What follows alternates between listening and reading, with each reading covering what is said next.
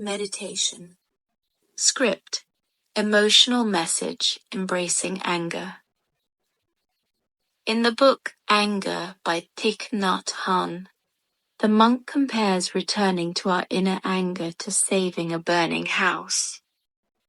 When someone makes us angry, we often want to say something or do something to make that person suffer.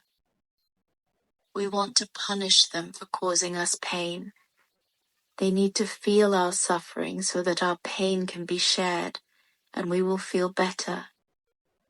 But the truth is, when we make the other person suffer, they will retaliate, causing us even more pain. Suffering escalates for both parties, even though both need love and support. No one deserves to be punished. When we are angry, or when someone makes us angry, we need to return to our body and mind and take care of our anger. We should not say anything or do anything. Speaking or acting while angry will only lead to more destruction. Most of us cannot do this. We don't want to return to ourselves. We just want to pursue the other person to punish them. The monk illustrates this with a very interesting image. If a house is on fire, the first thing to do is to put out the fire, not to chase after the arsonist.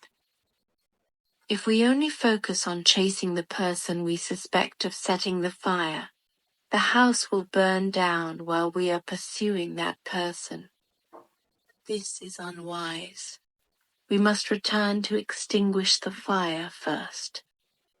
So when angry, if we continue to confront and argue with the person who makes us angry, if we only want to punish them, we are acting just like someone chasing the arsonist while our own house is on fire. So what does it mean to embrace our anger? How do we embrace it? The monk compares anger to a baby crying, needing to be held by its mother.